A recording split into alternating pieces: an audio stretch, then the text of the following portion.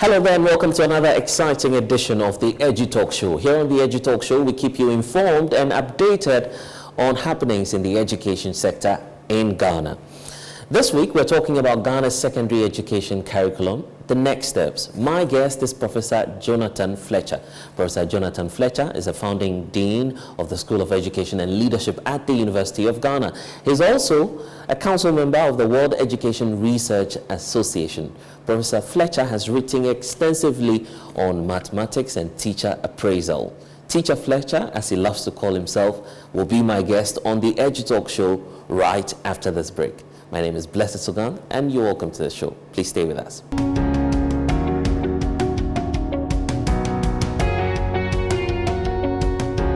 And you're welcome back from that break. This is the EduTalk Show. Here on the EduTalk Show, we keep you informed and updated on happenings in the world of education. The show is brought to you by the Ministry of Education, the Teacher Education Journal. Earlier, I was telling you about my guest, Professor Jonathan Fletcher. He loves to be called Teacher Fletcher. He'll be explaining that to us shortly. But Prof, you're welcome to the EduTalk Show. Thank you very much. I was just wondering why you love to be called Teacher Fletcher instead of Professor Fletcher. Thanks very much. And I like that because I have been teaching all my life, and I've found teaching very exciting. And so I want people to know my career, and I want to make myself a role model for teachers. So teaching is a beautiful career, which is why I want to be called Teacher Fletcher. But let's talk about the latest trends in the world of education, where in the 21st century, there's a new trend across the world. But what do you have to say about Ghana's future and the steps that we need to take so we can be at par with the rest of the world? Right. Yes. And global education, basically, it's about providing opportunities for young ones to develop universal skills and competencies that will enhance their future, prospects, and also to help them develop the attitude to support whatever endeavor we are taking in this country. And basically, if we are able to do that, it means that they will have skills and competences which they can adapt and help in many ways, particularly when it comes to nation building. So we're trying to get young ones who will not only develop those skills, but who will believe in the success of the nation and become, responsible citizens. In education, there's obviously the teacher, the students, and other stakeholders. Absolutely. Let's talk about their role. Yeah. And let's do that in the context of the curriculum. Right. What do you have to say about the need for change? And if we're to change, what do we need to focus on? I think what we have had in this country, our education system has been theoretical in many aspects of the work we do. We put so much emphasis on knowledge and paying little attention to skills and attitudes. What we need to do differently from what we are doing is to create an opportunity for young ones, again, to develop skills and competencies, and of course, also attitudes that will help them progress to further education and the world of work and also in adult life. So what we have now is not something that can help them do that, which is why there's a need for us to have a curriculum which will provide the opportunity for these things. What's your diagnosis really of the problem? Is it the teacher aspects or the aspects of the student? Well, I think it's a bit of both, because if we haven't, trained the teacher properly and to be able to deliver the curriculum in such a way that these, skills and competences and attitudes are available, so to speak, it becomes very difficult for the learner to develop these skills. So I think it's a bit of both, in the sense that it seems to me that our teacher training program, in the past, has not laid emphasis on providing opportunities for young ones to develop these skills. And so when you develop a curriculum, you also, of course, alongside, develop a curriculum for teachers, which will make this happen. So I'm sure we're tackling this at both ends. A curriculum that will make young ones develop skills, attitudes, and competencies, as well as a curriculum that will help teachers to support these learners to develop these skills. And by way of education, we need to point out that the curriculum we're referring to is the new secondary education curriculum. Absolutely. There are many who are not aware of the various aspects and what it entails. Are you able to shed some light on that? Tell us about what the new curriculum portends for the education sector. Right, thanks again. It's important for us as a nation to appreciate the fact that it is a curriculum which will develop, our citizens. And so, in order to get the curriculum right, we need to get certain things right. And the first thing that we need to get right is the vision and the philosophy of the curriculum. And what we have here with the new curriculum is a curriculum which is a philosophy that says that everyone can learn, every child can learn, and providing we're giving the right environment and expose them to well-trained teachers. And so that's the philosophy underlying that curriculum, and therefore every one of our learners can develop their potential to the fullest if we are providing the opportunities for them to do so. What's unique about it for you and for which you're on the lookout for, hoping that we'll be able to realize some of these, key indicators in the curriculum? Right. Yeah, the first thing that I look at, and also remember that we said every learner. So it's not. So this is the first time we are thinking about every learner, irrespective of their circumstances. So we're looking at quality education, but we're also looking at inclusive education. And for me, this curriculum is providing that, particularly the inclusive education. We have different learning needs. And so do our learners. And so it's important for us to develop a curriculum which will provide every person to develop the skills, competencies, and attitudes that they will need to progress to further studies, world of work, or an adult life. Prof, the Ghanaian cliche, it's always on paper. Yeah. It looks nice on paper, but execution sometimes is a challenge. So are you hopeful that we'll be able to execute this? I believe strongly that we will be able to, because as I said, it's important to identify and accept the challenge. What we have done now is to look at the gaps which had not been identified, previously.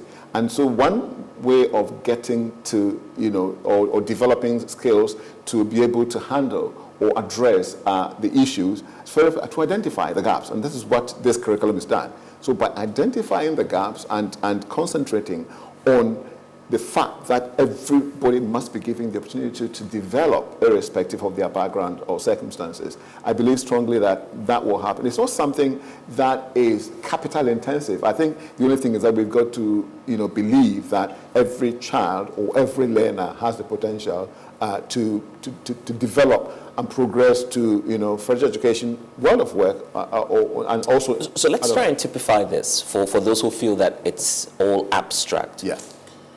For instance, what were we doing in the past that with this new education curriculum, we'll see a change in once we begin to roll out? Well, what we were doing in the past was concentrating on the cognitive aspect of our education, concentrating on how people can pass exams. And that's not surprising, because as a nation, we need exams or assessment to help us allocate resources. Yeah. There was too much emphasis on just the knowledge. We were not concentrating on the skills and the competencies. But Prof, you went through the system. You've written so many exams. Yes, exactly, absolutely.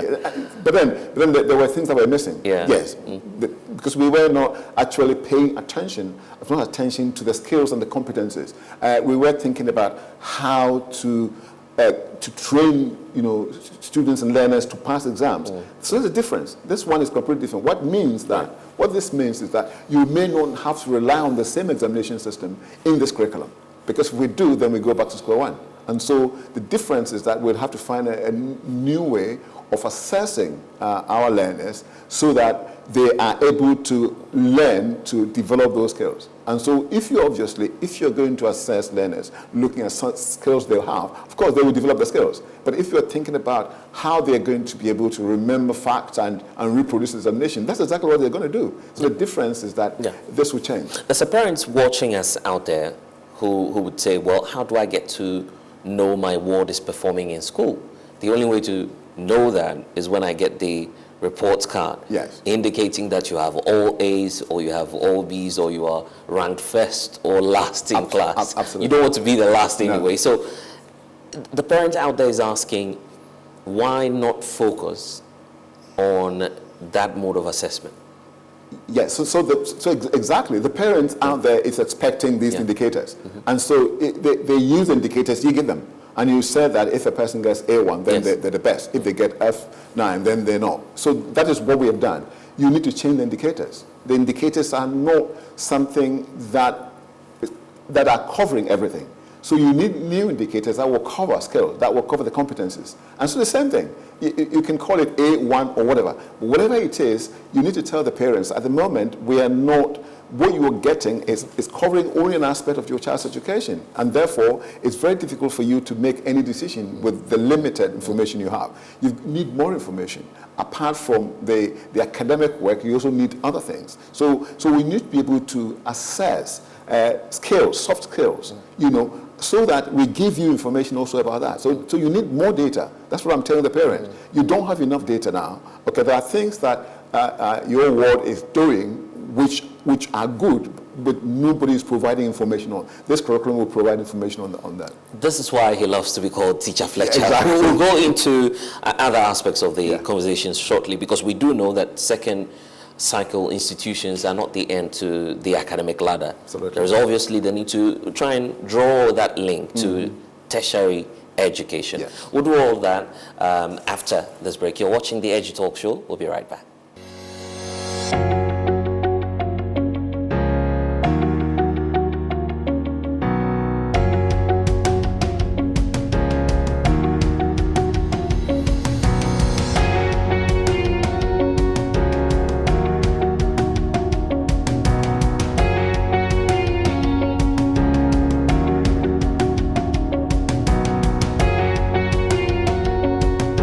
And you're welcome back to the Edu Talk Show. I hope you have been educated so far on some of the issues that we've been talking about. The Edu Talk Show keeps you informed and updated on trends in the world of education. The show is brought to you by the Ministry of Education, the Teacher Education Journal. And we're hearing from Teacher Fletcher, but of course I need to be appropriate. Professor Jonathan Fletcher is my guest here on the show. Prof, we left off on the point of assessment, right? But we need to give a summary of some of the key points to be on the lookout for under this new secondary education curriculum. What are some of the highlights that you can share with us? Oh, thank you very much. Now, as I said earlier, I think the curriculum itself is based on a particular philosophy. That's where we start from. That's the starting point. A philosophy that every child can learn, or every student can learn. Yeah, if we give them the right opportunity, if we give them the right environment and so centered on everyone. Everyone. Right. That's the key thing. So that then brings in the inclusivity that we're talking about. Okay. So once upon a time, we've relied on curriculum that will not take into consideration people's circumstances, and so only a few benefited from education. The difference is that everyone should be given the chance to succeed. That's the first thing. The second thing that this curriculum is doing is going beyond cognitive aspect of learning. We are other aspect. We know people are learning. They're using their brains. They're using their hands. They're using other things. So we're going to look also at the skills, as I said, skills and competencies. So not theory. Not just theory, right. Yes. And so that people will have something that they can take into life. Now, the other thing that we need just a little, let's stay on the theory or practicality aspect. Yeah. We know that it will definitely call for resources. Yes. Are we resourced enough to tackle that? Well, absolutely. I mean, obviously, that is part of the curriculum. So in the curriculum, you have provided ways in which you can get learners to develop these skills, but also there's an opportunity for you to create a situation where they would get these skills to develop these skills. Right. So yes, we need the resources to develop the skills, and therefore it's important for everyone taking part in this, all stakeholders, to appreciate that in order to get everyone to be successful, there is a need for us to think about resources, and the curriculum has made provision for that, ways in which we can secure these resources to do the job. Obviously, things go beyond, the remit of the curriculum writers, but obviously, all stakeholders coming together and believing that this is a curriculum that is going to deliver, the skills, the competences, and the attitudes that we're looking for, of course, will come with it. So if there are lessons that I'm picking up from what you're saying, Prof, there's the aspect of practicality and inclusivity, That's right. which are some of the key underpinning factors in this new framework. But when we talk about inclusivity, you know that, well, when we say it's free for all and it includes everyone, are we really targeting everyone? Oh yes, this curriculum is doing exactly that. Because, of course, there's an inclusive policy in this country talking about how people learn and how they can be supported to achieve the best. But in addition to that, you have a curriculum that provides, differentiated pathways. Because not everybody can You'd have to explain that, because not everyone can follow that. Not everyone can follow a particular program. So there are people with different interests and are not able to follow certain programs. And therefore, you need to provide a curriculum which will make everybody follow a program of their interest where they can achieve the best. And you also have a situation where you know that in any situation, it's not every learner who is going to achieve at the same level. Some learners will do better than others. And therefore, you've got to create an opportunity for learners who will have to, whose needs will have to be met. And these learners, some of these learners are learners who are gifted, and they have to be taken into consideration. In most cases, it hasn't happened. I mean, most of the inclusive, policies concentrate on learners who are falling behind and learners who have certain, disabilities and so on. But I think we need to go beyond that. And so this particular curriculum is also providing opportunities for gifted children to also to progress. Okay, so it's talent-centered as well. It is talent-centered as well, absolutely, yeah. So that everybody, according to their capabilities. That's what I mean by everybody. And what I mean is that if there are also learners who are falling behind, then curriculum is making provision for these learners. And I guess that's why I was asking about the role of the teacher earlier on. Yeah.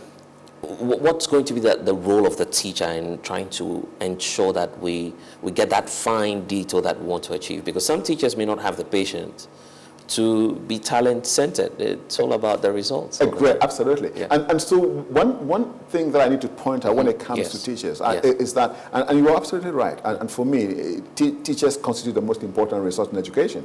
And so it's important to get it right with the teachers. Now, teachers in our country have not previously been taught to deliver differentiated lessons, which means that in a particular class, you're delivering to three different groups. They don't have that.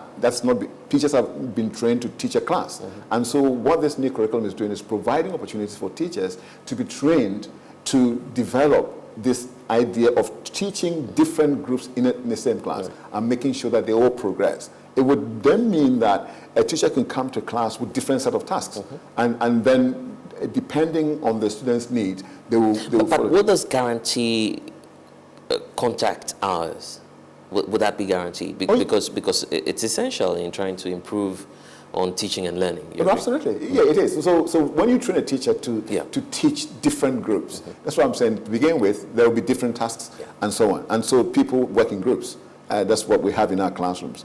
And groups, sometimes you have people with the same interest in one group. You can change the grouping system depending on their situation. But if you train a teacher to teach to different groups, that is what it is. They prepare before they come to class, they prepare. So teaching is done simultaneously. If people are working in groups simultaneously, everybody is going to go through the same period anyway. It's not a matter of leaving people and going to the other. So it's not as though a teacher is supposed to spend special time. No, at all.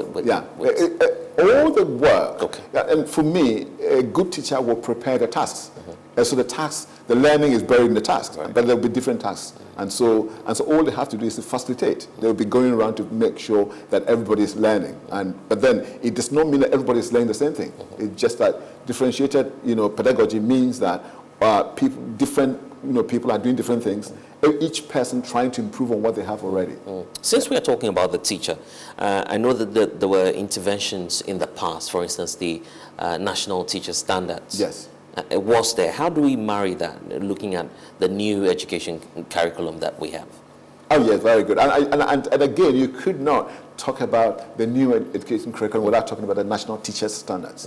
Right. These standards are standards that have collectively agreed, by all stakeholders, particularly people who train teachers and the profession itself, that these are standards that anybody who is in the profession, whether under preparation or in a college of education or being in an initial teacher education institution, training to become a teacher, right, or those teaching, all of them have just a common ground, so to speak. Right. And so these standards are developed to guide teachers to be able to do exactly what I'm saying they should be able to do. So every teacher should be able to teach to 3 different groups or 3 or more different groups in one class. Something like that. There are teachers who are trained to be able to do multi-grade, for example, and therefore the national standards are providing, teachers with this opportunity to be able to do that, because the national standards are underpinning the training that the teacher is getting in the initial teacher education institution. Okay, what I've picked up so far, there's a guarantee that at least the process will be inclusive, will focus on practicality instead of being theoretical, and we are teacher-centered as well. Yeah. Beyond that... no, learner-centered. Okay, well, learner-centered, we should be saying that. Yeah. Beyond that, what more is the new education curriculum guaranteeing? Yeah, beyond that, and again, if you provide different pathways, it's people can sometimes move from a particular pathway to the other pathway because of the way you've arranged it. Right. Okay, so you're not into, so if we say somebody's doing science, then all they're doing, it's possible that you can have a way of moving out to doing something else. And people doing arts, they could be doing, something else at some point. It depends on the pathway they choose. Sure. But the flexibility is based, embedded in this curriculum, which wasn't there before. And that is something that is also new, that people can move from one pathway to the other, without any challenges, without losing anything. And that is also one thing that I think we should put. When we started the conversation, the vision was to be at par with others around the world, the best standards in the world. How do we expedite action on this new curriculum so we're able to catch up? Yes, again, all stakeholders are involved in this. Yeah. Now, what I say, and I say, as education is an all-hands-on-deck affair. And so the idea is, and of course, this is based on an assumption that all stakeholders have come together to develop this, and therefore all stakeholders will come together to ensure that the implementation will be smooth. So yes, that assumption has made it possible for the curriculum writers and developers to get the best that we can get. And all of us must come together to implement that. That's the point. And Prof, we know that secondary education is not the end of the academic ladder. You've gone way past that. You're a professor now. So there's a need to try and draw the relationship of this new framework and how it feeds into the entire education system. What's going to be the benefit of this new curriculum to, say, tertiary education? Right, again. And again, because 3 things that I've been saying about this curriculum, and also even from the learning that is taking place at the secondary school level to the higher level, there are 3 things I've been talking about. Talking about further education, we've talked about world of work, and I'm talking about adult life. Right. Now, it may well be the case that it's not everybody, secondary school graduate, who wants to go to a university or tertiary. There are some who want to go to the world of work. This curriculum should make it possible for these to go to the world of work and which is why I said the skills and the competencies are very important to lay emphasis on, so that if people are not interested, it's not a case where they don't want, they can't, but there are people who necessarily do not want to go to university. They want to, work, go to the world of work, do decent work. And so we must provide the skills for these people. That obviously everybody will become an adult one day, and therefore the education they are getting will also help them to lead good adult life. And so you are doing 3 things at the same time. You are preparing people who would want to go to further education. You are preparing people who want to go to a world of work, and you're preparing people to use the skills, in adult life. So this curriculum is doing all the 3. Prof, we need to wrap up, but what would be your final message to all stakeholders, teachers, the students, and the parents out there? Yeah, my final and statement is that the new curriculum that we're talking about is a great curriculum. And if you look at it and the amount of what has gone into that and providing these pathways and providing opportunities for learners, not necessary to pass examinations as has happened in the past. So parents and guardians should bear in mind that because the new curriculum, there will probably be a different assessment regime. And so we have a curriculum that can assess all aspects of the student's life. And so parents will get more data, more information about what their children and what are doing in school, so that they'll be able to take very good decisions to help them to move in any use any pathway that they want to move in, whether world of work or further education, that they will help them to help them to do that. But then I thought that would have been the last one. Yeah. But let's quickly touch on this before we go. Yeah. Training teachers and ensuring that they also get involved and assimilate the framework. Are we on track in that regard? And have we gotten to that stage where you would say confidently that the teachers are ready to take on this task? Thank you so much. And that's a great opportunity for me to link this curriculum with the teacher's curriculum. Now, and I take you back to the basic school curriculum, which is the pre-tertiary education curriculum, which is the primary school one. Okay. Now, teachers in the colleges of education have been trained to deliver that. Now, this is a new curriculum. And it's a new curriculum. You've got to develop a new curriculum from teachers. And so this new curriculum for the secondary school is actually informing a new curriculum that is being developed for teachers. So because you remember that without the teacher education program that will help teachers deliver this, we will not get anywhere. Yeah. And so yes, two things. One, the new curriculum that we're talking about has provided an opportunity to train new teachers, or curriculum for training people or teachers who are coming to deliver this curriculum. Right. So that has been taken into consideration. Yeah. And also there is the idea that before teachers actually begin teaching this curriculum, there's going to be a lot of in-service training. And so they will be able to, and once we have people in colleges of education, in universities, training to become teachers, we have a new curriculum that immediately goes into the institution, and so they are going to use that curriculum to train the teachers. I remember when I was teaching at the University of Cape Coast, for example. Now we had a course called the secondary education curriculum, right. And the students there are studying this course seriously. And in much the same way, this is exactly what's going to happen. Yeah. You know what? This conversation is just starting, and Professor Jonathan Fletcher, we want to thank you so much for joining us. We'll have this the next leg of our conversation when we delve into issues relating to the teacher, because you love to be called Teacher Fletcher. That's right. But we're grateful that you've been able to join us here on the EduTalk Show. And of course, I need to remind you that the EduTalk Show is brought to you by the Ministry of Education, the Teacher Education Journal. We'll see you again on another exciting edition of the EduTalk Show. I'm blessed Sogah. And of course, don't forget to always get interactive with us on our social media handles. We'll see you again. This has been the EduTalk Show.